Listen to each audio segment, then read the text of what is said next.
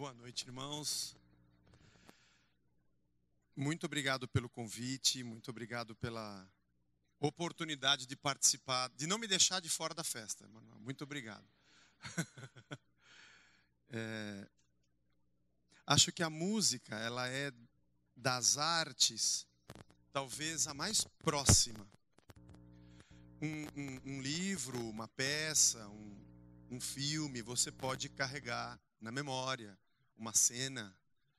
A poesia também, a gente carrega perto, né? Mas a poesia cantada ou a própria música, ela tem alguma coisa muito especial para a gente.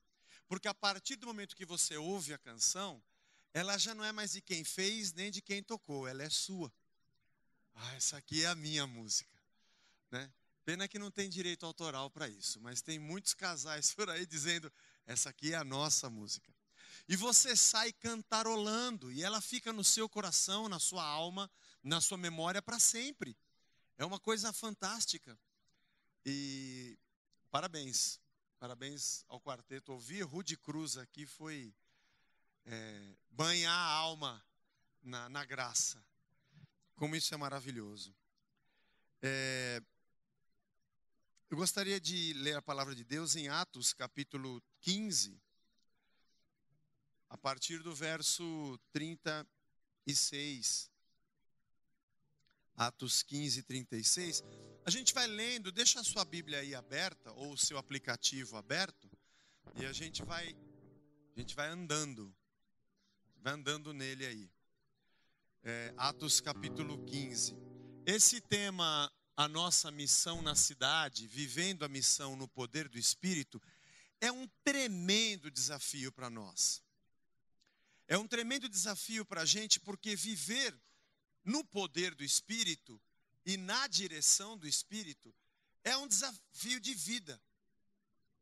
Todos nós que estamos aqui vivemos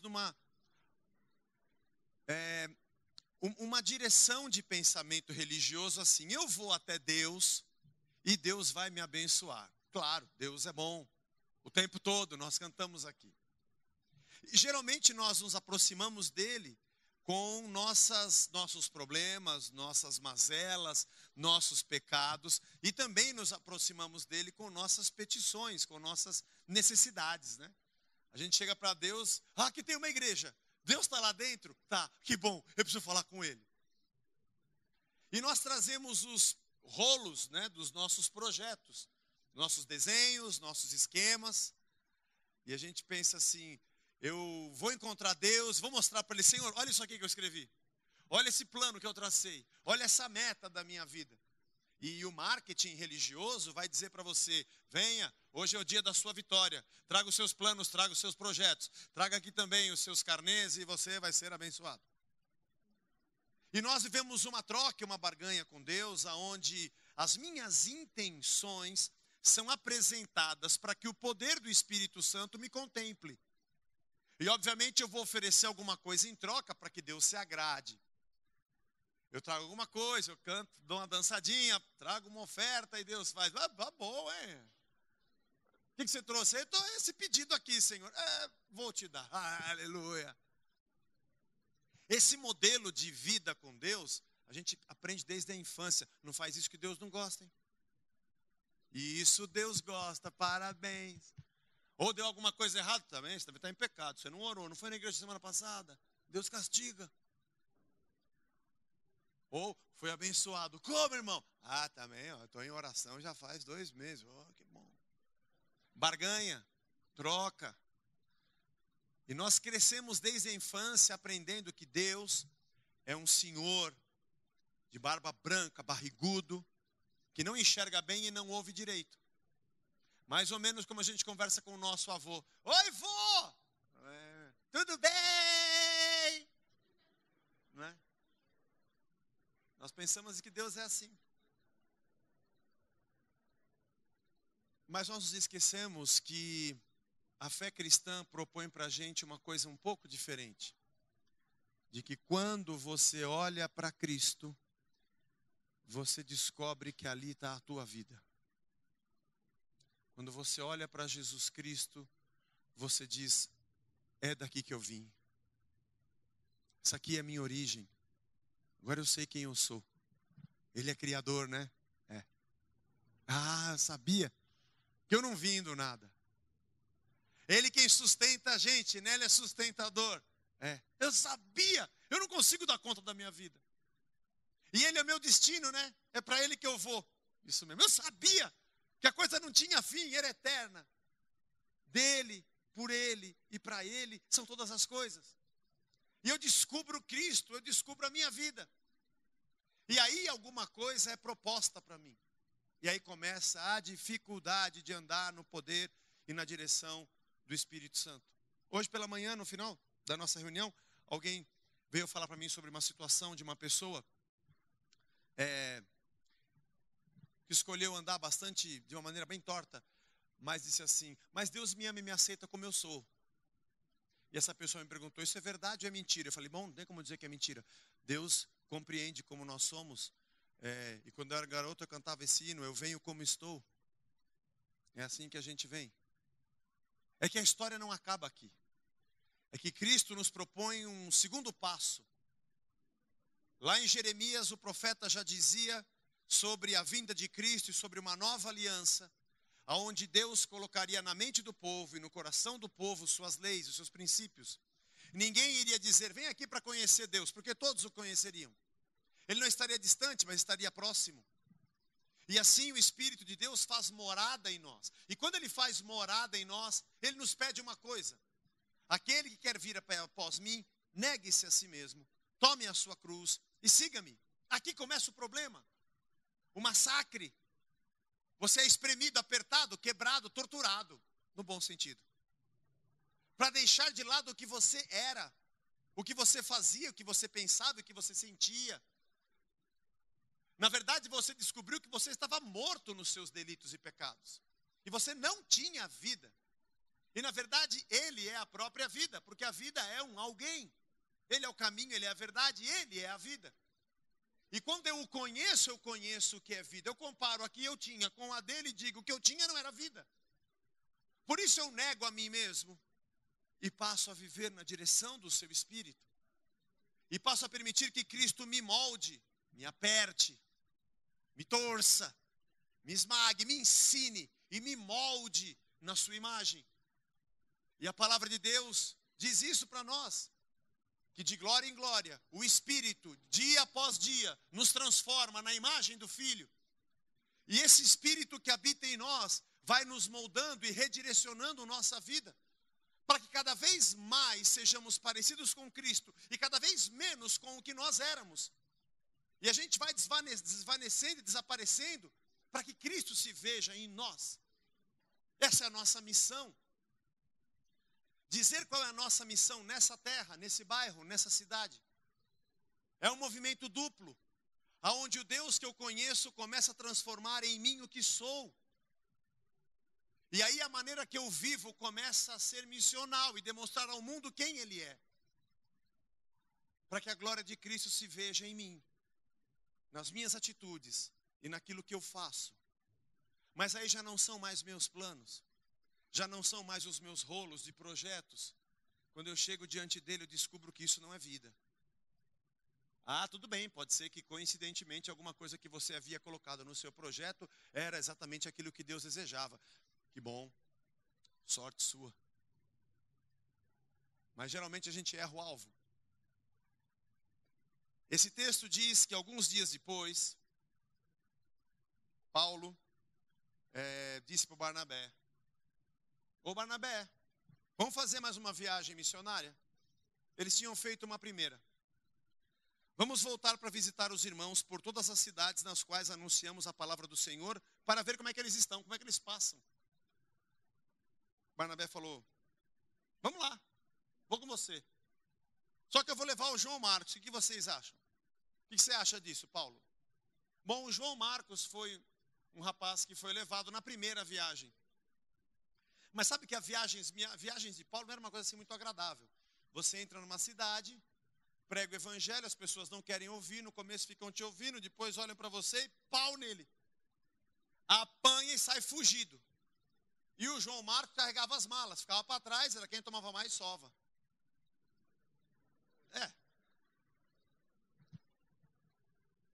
Mais peso, mais lento. Mais lento, mais você apanha. E esse João Marcos chegou e falou, o João Marcos é o próprio Marcos que veio a escrever depois o Evangelho, tá? É interessante que nessa época ele falou, não dá não, meu. Vocês vão pregar, Deus chamou vocês para pregar e me chamou para apanhar, porque eu vou ficar apanhando, não dá.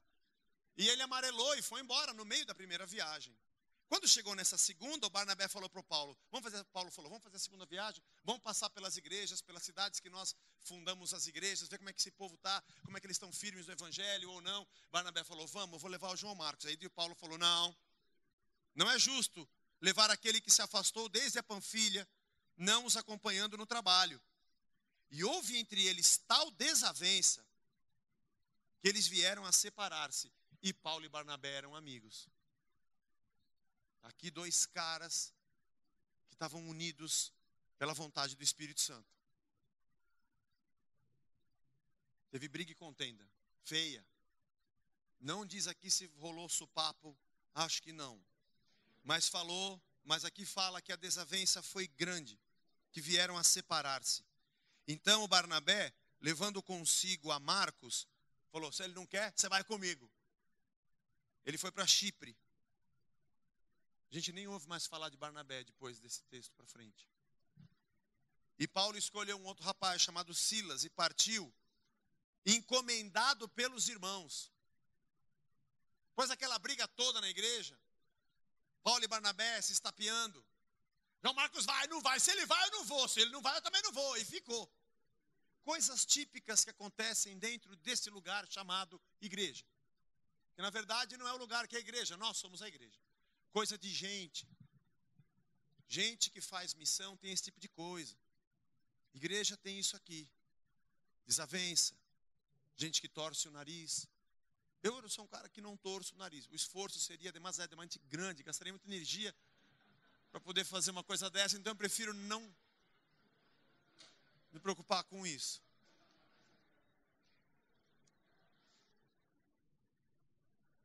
Inclusive aumentou o IPTU esse ano. Eu tive que pagar mais IPTU. Paulo então partiu encomendado pelos irmãos. Acho que o pastor da igreja falou, vamos abençoar. O Barnabé está abençoado, vai para Chipre. Ô Paulo, Deus te abençoe. Vai para a Ásia. Vai lá. Deus abençoe vocês. Manda eles embora logo, antes que eles se matem. Não sei se foi bem assim. Mas se você é alguém cheio de conflitos, e se essa igreja tem um monte de conflitos, está tudo normal, gente. É isso mesmo. Às vezes não era para acontecer, mas acontece. Eu não sei explicar o porquê, nem da onde parte. Mas foi assim que aconteceu com o Paulo e com o Barnabé. Ele passou pela Síria, Cilícia, e foi confirmando as igrejas por onde ele havia passado. Chegou também a Derbe e Listra. Agora olha que interessante. Havia ali um discípulo chamado Timóteo, filho de uma judia crente, mas de pai grego. Dele davam bom testemunho os irmãos em Listra e Icônio. Quis Paulo que ele fosse em sua companhia, por isso circuncidou-o, por causa dos judeus daqueles lugares. Irmão, a circuncisão era feita com 8 dias. Alguém lembra o que aconteceu na sua vida quando você tinha 8 dias? Mas depois de adulto, você lembra o resto da vida. Bom, circuncidaram o Timóteo por causa dos judeus, porque sabiam que o seu pai era grego. Ao passar pelas cidades, entregavam aos irmãos para que as observassem as decisões tomadas pelos apóstolos e presbíteros em Jerusalém, e as igrejas eram fortalecidas na fé, dia a dia, aumentavam em número. Então eles percorreram a região frígio-gálata, e aí começa uma coisa interessante. Tendo sido impedidos pelo Espírito Santo de pregar a palavra na Ásia. O Espírito Santo, eu pensei que o Senhor ia nos ajudar, porque a gente ia para a Ásia. Também que eu briguei com o Barnabé, ele foi lá para Chipre, agora eu vou para onde eu quero. Peguei o Silas, conheci o Timóteo, circuncido o caboclo, vamos para a guerra. Para onde nós vamos agora? Vamos para a Ásia. Vem o Espírito Santo e fala, não, vocês não vão para a Ásia. Foram impedidos de ir para a Ásia. Defrontando Mísia, tentavam ir para Bitínia, tentaram de novo, mas o Espírito de Jesus não permitiu. Que interessante. Nossos planos, projetos, rotas, muitas vezes são impedidas pelo Espírito Santo de Deus. A nossa missão não é a nossa missão. A missão é de Deus. Desde a queda do homem no Éden, desde que ele disse, vai nascer da descendência da mulher, o seu descendente, que vai pisar a cabeça da serpente, e ela vai ferir o seu calcanhar. Desde aquele dia, Deus está em missão, usando homens, mulheres como eu e você, gente comum, gente simples, gente que conheceu Cristo e disse, essa aqui é a minha vida. Gente que permitiu-se ser moldada dia após dia. E sua vontade, o seu querer, seus pensamentos, suas ideias vão sendo moldadas, quebradas, esmagadas, mudadas, moldadas para que sejamos a imagem dele. Planos nossos são impedidos, rotas são alteradas, e ele fala, não é para lá. Não, mas eu tenho um plano fantástico, Senhor, eu vou para a Ásia. Você não vai para a Ásia. A obra não é sua, a obra é minha, diz Deus. Eu sei que a gente cresce cheio de sonhos. E no mundo pós-moderno que a gente vive, o lema é, você vai ser o que você quiser ser. Tinha um amigo meu, quando eu era garoto na igreja batista, até hoje a gente se conhece, às vezes se encontra o Jonas, quando ele era pequeno, e falava assim, Jonas, o que você quer ser quando crescer? Eu quero ser um cavalo. Era engraçado. A piada é que o Jonas queria ser um cavalo. Você não consegue ser o que você quer ser. Mas essa busca desenfreada por algo que você nunca vai alcançar, de que você pode se autodeterminar na sua identidade, na sua existência, na sua razão, é uma conta que não fecha. Por isso, a nossa vida em Cristo é uma rendição de alguém que baixa a guarda e diz, eu não quero mais ser quem eu sou. Importa que eu diminua e que ele cresça. A sua alegria não está nos seus projetos realizados, nem nos seus sonhos realizados. Ainda que pareçam ser uma missão lá na Ásia, a verdadeira alegria da sua vida é descobrir que Deus está em missão e Ele quer te usar. De um jeito que você não imagina. E olha que você já quebrou pau com Barnabé, já fez o que você quis, hein, Paulo? Eu já estou por aqui com você. E você agora quer ir para a Ásia, está pensando o quê? Quantas vezes eu e você não estamos frustrados? Passamos uma semana mal, porque não aconteceu o que eu esperava. Eu orei, eu fiz tudo o que eu imaginava que deveria ter feito. Eu cumpri as regrinhas todas e Deus não fez o que eu queria. Eu sempre brinco lá na igreja que quando meus filhos eram pequenos, eu tenho 3 filhos, 2 meninos e uma menina no meio. O Luca, o mais velho, a gente jogava videogame, aqueles videogames bem elementares, né? Estou falando de 1999. Ele tinha 4 anos e o mais novo tinha 2, o Guilherme era pequenininho. Depois ele com 5, o outro com 3, eles eram pequenos. Mas eu jogava e o Luca jogava, mas o pequeno não sabia jogar. E quando perde, sabe como é que é a lei do videogame? Você que é mulher não sabe, mas o videogame é assim, perdeu, sai. Mas como ele não sabia jogar, ele perdia rápido. Ele queria continuar jogando. Mas como é que eu vou explicar para o meu filho de 3 anos que perdeu, sai? Ele quer continuar jogando. E eu e o outro, que somos maiores, queríamos jogar. E quando a gente jogava, demorava mais para perder. E ele ficava chorando, porque ele queria jogar. Aí quando dava na mão dele o joystick, ele perdia logo. Sai que agora é a gente. Aí aconteceu de ter um joystick quebrado. Não fale isso, irmão. Não fale isso porque ele cresceu abençoado. Nós pegávamos a ponta do fio, colocava embaixo do videogame e ficávamos os 3 jogando. E ele não sabia que o joystick dele, ele não sabia jogar, não sabia ganhar nem perder. Como é que ele ia saber que ele estava jogando? E ficávamos os 3, vai, aperta, vai, Gui, aperta, Gui, tá difícil. E não sabia que estava desligado.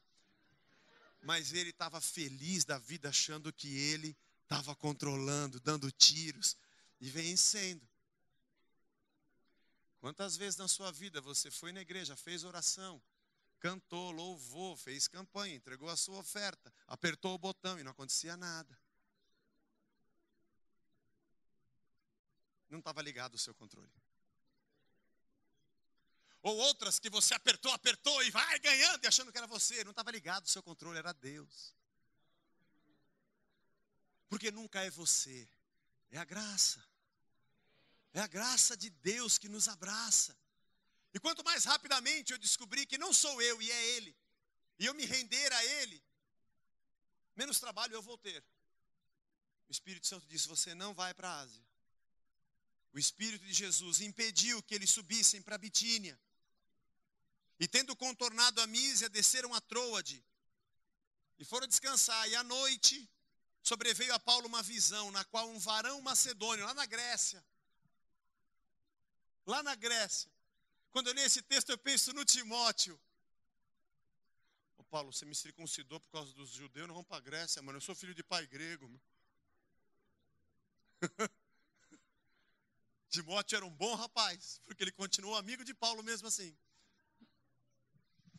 E eles foram para a Grécia. Paulo, numa visão, viu um varão macedônio de pé, que rogava dizendo, passa para Macedônia, vem para cá e nos ajuda. Nos ajuda. Assim que teve a visão, imediatamente procuramos partir para aquele destino, concluindo que Deus nos havia chamado para lhes anunciar o Evangelho.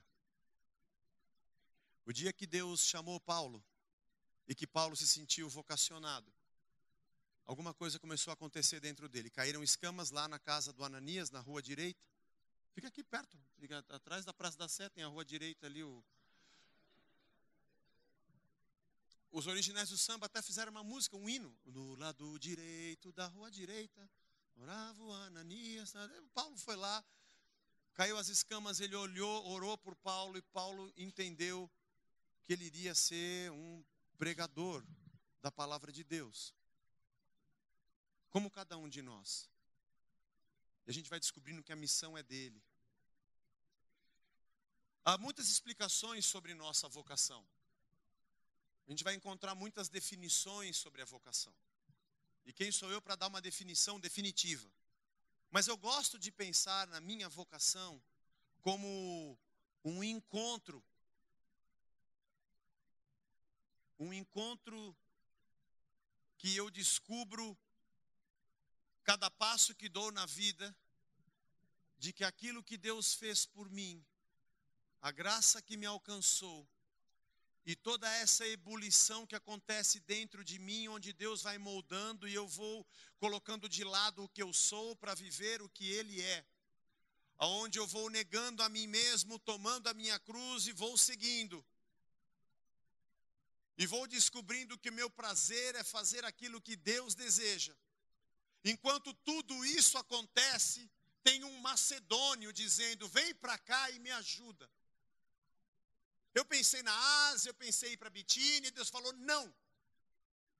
Tem um macedônio dizendo, vai para lá, é para lá que eu quero que você vá. Irmãos, aqui na Avenida dos Remédios, aqui já é Osasco, né? Por que a gente está aqui? O que a gente está fazendo nesse endereço? Quem são essas pessoas que passam aqui na porta? Tem algum macedônio aqui orando? Tem alguma criança aqui sendo violada? Tem mulher apanhando aqui nesse bairro? Tem pais de família se perdendo em álcool? Tem jovens achando que na droga ou no sexo eles vão se satisfazer? Tem gente se corrompendo? Tem gente gritando e não sabe para quem e nem para quê. Porque eles não conseguem imaginar de onde vem a vida, nem o que é a vida. E nós temos a sensibilidade de traduzir o grito dos macedônios. E entender que se Deus nos colocou aqui, é porque tem alguém aqui precisando. Tem alguém aqui precisando. Irmãos, tem alguém aqui precisando. Se a gente levantar um pouco as antenas, a gente vai começar a perceber. que há pessoas aqui que estão passando por uma situação muito difícil. E que o evangelho que nos alcançou vai nos empurrar para elas. Para que aquilo que um dia aconteceu dentro de nós seja perceptível para fora de nós. Para que aquilo que Deus fez na nossa mente, no nosso coração, faça sentido na vida de quem está ao nosso lado. Porque dons e talentos, capacidades, sejam elas naturais ou não naturais, espirituais, mas todas elas são provenientes do Criador. E tudo que Deus nos deu só faz sentido termos recebido se houver um macedônio para quem a gente vai ser enviado. Compaixão por quem está ao nosso redor. Eu não sei quanto a você, mas tem dias que eu ando pelas ruas lá em São Paulo e eu oro e falo, Senhor, acaba logo isso aqui. A notícia agora da mulher que foi lançada do apartamento pela janela. Só não é mais chocante porque um pai já fez isso com uma filha e com a madrasta jogando uma filha pela janela. Só não é mais triste porque a gente já viu gente matando por causa de R$5 ou por causa de um celular para ser roubado. Mas isso não é o pior, porque nossos hospitais estão abandonados e as pessoas não têm aonde ser internadas e nem maca para serem transportadas e nem um leito para fazer uma cirurgia, porque o dinheiro foi desviado e está num paraíso fiscal. Olhar para esse mundo e dizer, Jesus, tem misericórdia. O teu evangelho me alcançou. E acho que quanto mais a gente anda na direção do Espírito de Deus, mais o nosso ouvido fica sensível aos gritos que estão ao nosso redor. De gente que está dizendo, vem aqui para Osasco, vem aqui para a Vila dos Remédios e me ajuda. Porque quando uma menina está sendo estuprada e ela grita, ela está chamando a gente. Quando uma mãe vê o seu filho de 15 anos afundado nas drogas e ela chora, ela está chamando a gente. Ela não sabe disso, mas ela está chamando a gente. Porque tem um povo nessa terra, a quem Deus disse, cresçam e se multipliquem, e cuidem de tudo que está aqui. E também diz em Romanos de que a natureza, ela geme. A criação está gritando e perguntando aonde está a manifestação dos filhos de Deus.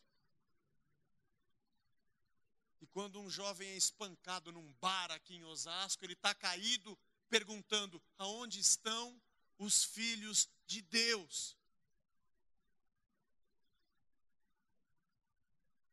E quando uma senhora é mandada de volta para casa, porque a médica estava jogando no telefone celular, e ela geme com o seu filho, ela está dizendo, aonde está a igreja?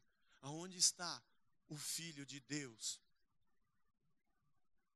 Às vezes os nossos ouvidos estão tapados, porque nós só conseguimos ouvir a nosso ventre, nossa vontade, só conseguimos ouvir as nossas esquizofrenias, porque nós estamos muito preocupados, porque afinal de contas já saiu um celular novo e o meu ainda é o modelo antigo. E sabe como é que é? O meu carro está com o ar-condicionado que não está bom ainda, até orei a Deus, falei, Senhor, tem misericórdia, arruma esse meu ar-condicionado. E essa minha angústia mesquinha, egoísta, egocêntrica, de alguém que só pensa em si, precisa dar uma trombada de frente com alguém que disse, eu não vivo mais, chega. Não, essa carcaça que você vê aqui, não sou eu, porque não vivo mais eu, é Cristo que vive em mim. E a vida que eu vivo nessa carne, não sou mais eu vivo na fé do Filho de Deus.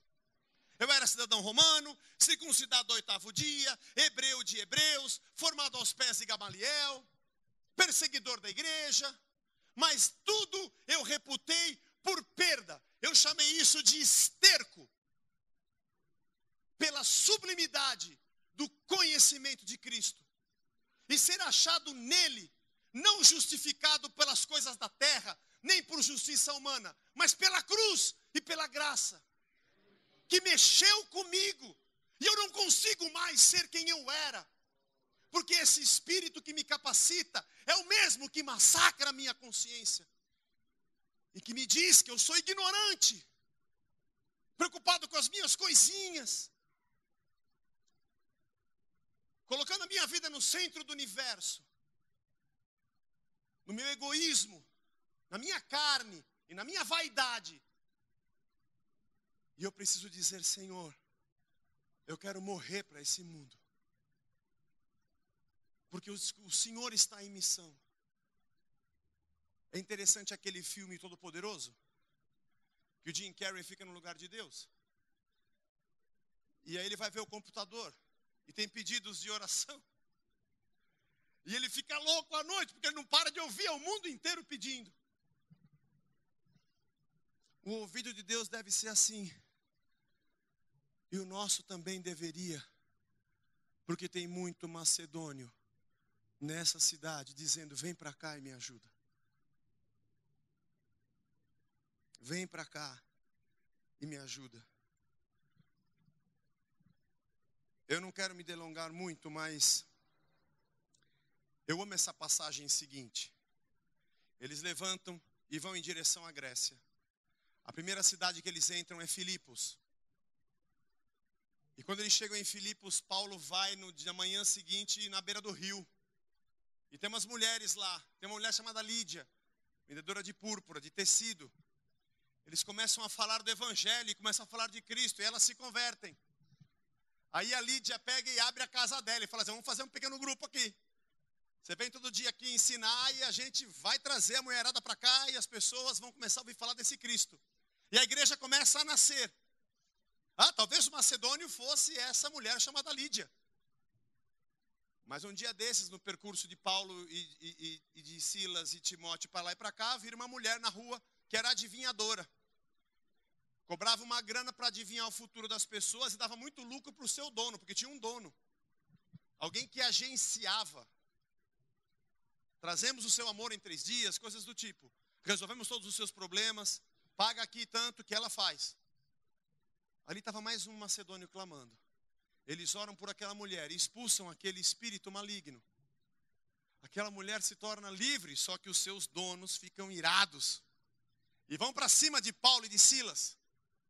Além de espancar os dois, ainda levam presos, porque eles estão conturbando aquela cidade. Estão estragando os negócios e o que eles estão fazendo. Aí você conhece a história. Paulo e Silas, que já tinham encontrado Lídia, aquelas mulheres, e essa outra que estava possuída por um espírito de adivinhação, agora vão parar dentro de um cárcere, presos com os pés e com as mãos. Aí de noite, ao invés deles murmurarem: Senhor, se tivesse ido para a Ásia, hein? O Senhor não deixou ir para lá, a gente ia para Bitínia, Jesus não deixou. Olha o que dá a ouvir a Deus. Ao invés disso, eles estavam cantando. Não era um quarteto, mas era um duo. Sim, eu amo a mensagem da cruz. Até morrer, eu a vou proclamar. E eu vou carregar também a minha. Até o dia que eu me encontrar com o meu Senhor, para a eternidade. E enquanto eles cantavam, veio um terremoto. Abriu as portas. Normal. Desestabiliza as trancas. Quebrou as janelas. Normal. Trinca as paredes.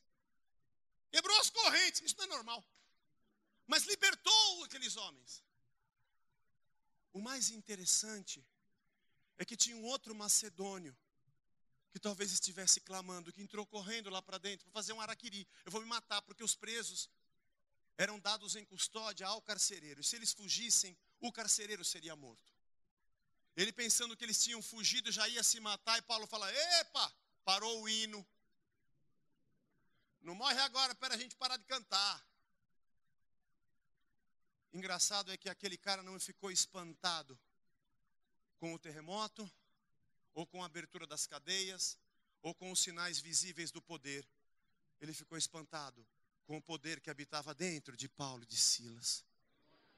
Com a graça de Deus que estava ali, ele cai de joelhos e fala: o que eu preciso fazer para conhecer essa salvação? E Paulo fala assim: crê no Senhor Jesus e será salvo tu e a tua casa. Então, aquele carcereiro não quer nem saber da lei, da custódia. Ele pega os dois e fala, vem aqui vocês dois agora.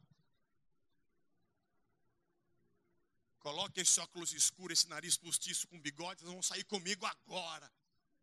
Com essa máscara aqui. Levou para casa dele. Mulher, estou chegando com mais dois. Quem? 2 prisioneiros. Você está louco? Que noite deve ter sido aquela? Eu queria ser uma mosca viajante do tempo para entrar naquela casa e ver aqueles dois machucados, sangrando, com as costas ensanguentadas e terem apanhado, sendo cuidados por aquela mulher e por aquela família, sentando numa mesa, e ele falando sobre o maior banquete, que é o pão vivo que desceu dos céus, e o sangue que nos perdoa e nos liberta. Não cobrando aquele carcereiro, não brigando pelas situações, mas dizendo, Deus mandou a gente aqui. E aquela casa se converte. No dia seguinte descobrem que Paulo é cidadão romano e soltam Paulo. Passa na casa da Lídia e fala, fiquem firmes e continuem, que a gente vai seguir viagem. Dá um abraço na mulher que foi liberta de espírito e fala assim, olha, continua firme com Jesus e não liga para esses caras que querem te prender. Abraça a família do carcereiro. Que igreja começou ali? A igreja começou no sangue, começou na briga, começou na prisão, começou apanhando. A carta aos Filipenses, vale a pena você ler, entendendo essa história. É chamada a carta da alegria. Paulo amava aquela igreja. Uma igreja que nasceu não por um projeto pessoal dele. Uma igreja que nasceu não porque ele tinha um plano estratégico. Uma igreja que nasceu porque o reino que passou a habitar dentro dele fez ele entender que tem macedônio clamando e é para lá que eu vou. Porque todo aquele que é nascido do Espírito é como o vento. A gente não sabe de onde ele vem e nem para onde ele vai. Mas Deus diz, vai lá para Macedônia e ajuda aquela galera. Paulo diz na carta aos Filipenses que ele queria muito voltar para visitá-los. E provavelmente isso não aconteceu. E ele morreu antes de poder visitá-los. Mas essa carta, no capítulo 1, a partir do versículo número 5, aliás, capítulo 1, versículo 7, de Filipenses, Paulo diz assim a eles, vivei, acima de tudo, por modo digno do Evangelho de Cristo, para que, ou indo ver-vos, ou estando ausente, eu ouça no tocante a vós outros, que vocês estão firmes num só espírito, com uma só alma, lutando juntos pela fé evangélica. E que em nada vocês estão intimidados pelos adversários. Lembre-se que eu apanhei para burro aí, não se intimida. Pois o que para eles é prova evidente de perdição, para vocês é de salvação, da parte de Deus. Porque foi concedida a vocês a graça de padecerdes por Cristo. Não somente de crerdes nele, mas de apanhar também por ele. Pois tendes o mesmo combate que vistes em mim, e ainda agora ouvis que é o meu. E se há alguma exortação em Cristo, alguma consolação de amor, alguma comunhão no Espírito, se há entranhados afetos e misericórdias, completai a minha alegria. De modo que penseis a mesma coisa, que vocês tenham o mesmo amor, sejam unidos de alma, tendo o mesmo sentimento. Nada façam por partidarismo, nem por vanglória, mas por humildade, considerando cada um dos outros superiores a si mesmo. Não tenha cada um em vista o que é propriamente seu, senão cada um o que é dos outros. Ouçam os macedônios. Tende em vós o mesmo sentimento que houve também em Cristo Jesus. Porque ele, subsistindo em forma de Deus, não julgou como usurpação ser igual a Deus. Assim mesmo se esvaziou, assumindo a forma de servo, tornando-se semelhança aos homens, e reconhecido em figura humana, assim mesmo se humilhou, tornando-se obediente até a morte e morte de cruz. Pelo que Deus também o exaltou sobremaneira, ele deu um nome que está acima de todo nome, para que ao nome de Jesus se dobre todo o joelho nos céus e na terra, debaixo da terra, e toda a língua confesse que Jesus Cristo é Senhor, para a glória de Deus Pai. Assim, pois, amados meus, como sempre vocês me obedeceram, não só na minha presença, mas muito mais agora na minha ausência, desenvolvam a salvação de vocês com temor e tremor. Porque é Deus quem efetua em vós tanto o querer como o realizar. É Deus quem bota dentro de você a vontade de fazer e dá para você a condição de fazer. É Deus quem planta em você a missão dele, aonde tem gente precisando. E é Ele quem te capacita para fazer. Então façam tudo sem murmuração e nem contenda. Eu não sei se ele ficou pensando em Barnabé quando ele escreveu: eu quebrei o pau com Barnabé. Não façam o que eu fiz.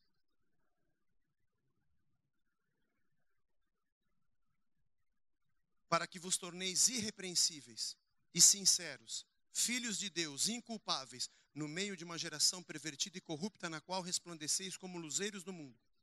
Preservem a palavra da vida, para que no dia de Cristo eu me glorie de que não corri em vão e nem me esforcei inutilmente. Aqui é um papo de amigos. Sabe, galera, eu não queria ir para aí. Eu ia para a Ásia, mas Deus não deixou. Eu ia para a Bitínia, Jesus me impediu. Aí eu tive uma visão e Deus mandou eu ir para aí, e eu passei aí. Eu não fiz o que eu queria, eu fiz o que Ele queria que eu fizesse. Aí a gente apanhou, aí a gente foi preso, passamos perseguições. Por favor, continuem lutando pela fé, para que o esforço que eu, o Silas e o Timóteo passamos aí não seja em vão. Para que o evangelho que alcançou vocês com lágrimas e sangue não seja jogado fora, mas vocês deem valor ao que foi feito e prossigam. E mesmo que eu seja oferecido como um sacrifício pelo serviço da vossa fé, mesmo que eu morra nessa prisão, ainda assim eu vou me alegrar com vocês.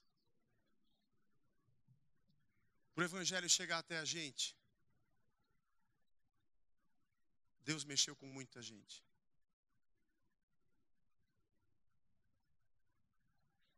A minha mãe nos anos 70 teve um nódulo de tireoide. Hoje acho que faz mais de 10 mil cirurgias por dia.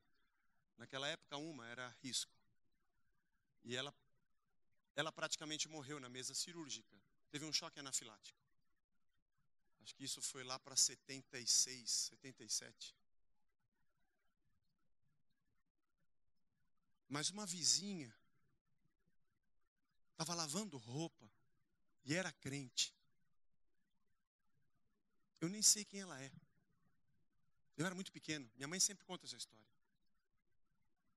Que ela estava lavando o quintal e a vizinha veio e falou assim: oi, dona Odete, tudo bem?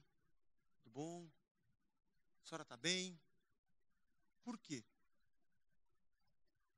Porque eu estava lavando roupa. Não sei se você sabe, eu sou crente. E Deus falou: vai lá e fala com a Odete. Ela foi lá. Aí a mãe mandou ela entrar, fez um café e abriu o coração.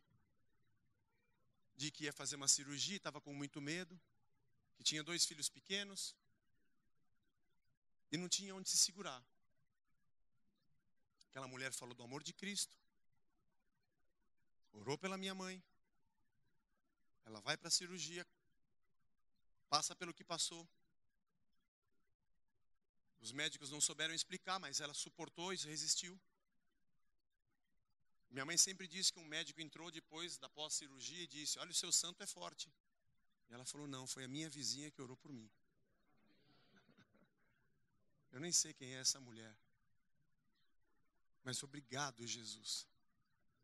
Porque quando ela teve uma visão dizendo: passa a Macedônia e me ajuda, ela ouviu. E eu estou aqui hoje. Eu não posso fazer menos do que aquela mulher. Eu não posso ficar preocupado com as minhas coisas. Eu não posso ficar discutindo se as coisas andam do jeito que eu gosto ou não. Eu não tenho tempo mais para isso. Porque tem outros macedônios gritando. E para que Paulo não pense: puxa, me esforcei em vão, teve alguém dizendo: relaxa que a gente vai continuar lutando. E vamos continuar pregando. E vamos levar adiante o evangelho que um dia nos alcançou. Vamos continuar dando de graça aquilo que nós recebemos de graça. A nossa missão nesse bairro, nessa rua, nessa vizinhança, é a missão de Deus para esse lugar. Se vocês não sabem, eu não sei como é que foi a negociação para entrar nesse prédio. Não sei se ele é comprado, se ele é alugado. Não sei se foi uma doação. Não sei se o proprietário facilitou. Eu não sei se a corretora imobiliária deu uma ajuda, quebrou o valor. Tudo isso é nada. Deus colocou vocês nesse lugar. Para eu chegar aqui e falar, pronto. Alô, Senhor. Houston. Aterrissamos. Estamos aqui. O que eu faço agora? Câmbio. Acha onde é que está o rio. Tem umas mulheres lá. Você vai trombar com uma pessoa na rua. Ao invés de você falar, sai para lá endemoniado, você vai lá e abraça. Porque ela está gritando para ser liberta de um espírito de adivinhação. E deixa eu te falar uma coisa, não vai ser bom para você. Por causa disso você vai apanhar bastante. Vão te xingar para burro. E vão te colocar numa prisão. Mas a missão não é sua, ela é minha. A sua vida não é mais sua, ela é minha. Ao invés de você orar e repreender a cadeia, me adora, porque eu sou o teu Senhor e fui eu que te mandei para ir. Porque tem um outro carcereiro aí que está gritando para você ir lá e ajudá-lo. Ele não sabe, nem você sabe, mas você vai na casa dele. Eu vou te colocar nesses lugares por portas que você não pensou que você ia passar. O que pode acontecer com alguém que está disposto a negar a si mesmo e ouvir o que Deus está dizendo? Deus nos abençoe a cumprirmos a nossa missão, que não é nossa, que é de Deus. A ouvirmos a sua voz e sermos usados pelo seu Espírito de verdade. Talvez você volte por essa porta com algumas cicatrizes, com um processo junto à corte representada de Roma, em Filipos, com algumas marcas das correntes no seu punho, e um tijolo que no terremoto caiu na sua nuca, pode acontecer. Mas talvez entre junto com você uma vendedora de púrpura, uma ex-endemoniada, a família de um carcereiro, e toda a glória e toda a honra vão ser dadas a Cristo. Vamos orar. Senhor Jesus, nós somos teus, Senhor. Não é mais a nossa cabeça, mas é a mente de Cristo.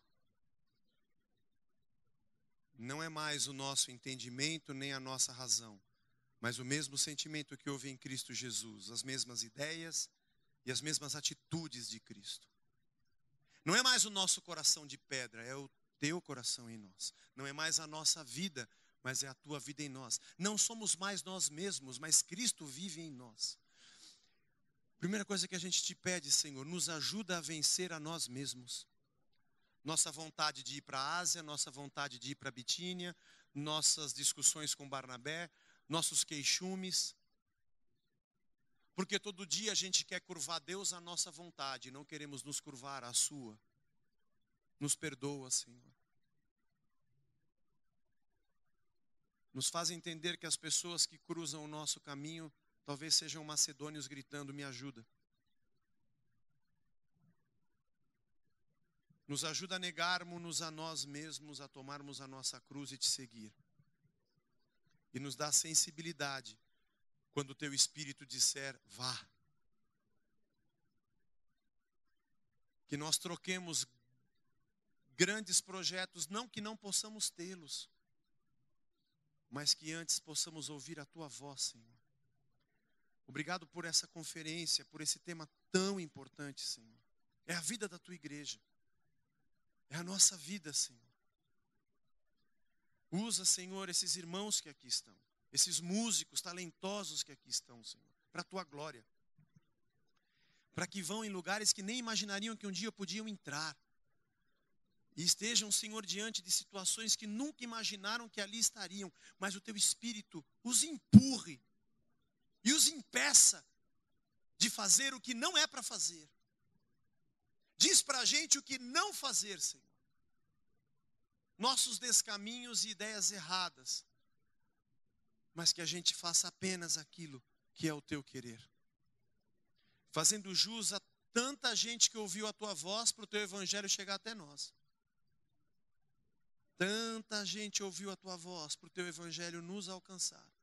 Sejamos nós também gente que ouve a tua voz para cumprir a tua missão nesse lugar, nesse pedaço de chão que a gente está. E que no fim de tudo a tua glória seja vista, Senhor. Não sejam os louros da igreja ou de uma instituição, mas do Deus poderoso que usa gente simples, disposta a ouvir a sua voz. Nos abençoa, limpa o nosso coração e a nossa alma, cura-nos, Senhor, e livra-nos de nós mesmos. Nossas frustrações, Senhor, nossas chateações, sejam colocadas de lado e nós possamos enxergar a direção do teu Espírito, aonde mais o Senhor quer nos levar. E como Paulo diz, ainda que nosso corpo seja entregue como sacrifício, ainda assim nos alegraremos. Deleita-me fazer a tua vontade, Senhor, Rei meu e Deus meu. Possamos dizer como teu filho, minha comida e minha bebida é fazer a vontade do Pai que está nos céus e realizar a sua obra. E tudo para a glória do teu santo e bendito nome. Em nome de Jesus. Amém. Amém. Deus nos abençoe. Deus nos abençoe.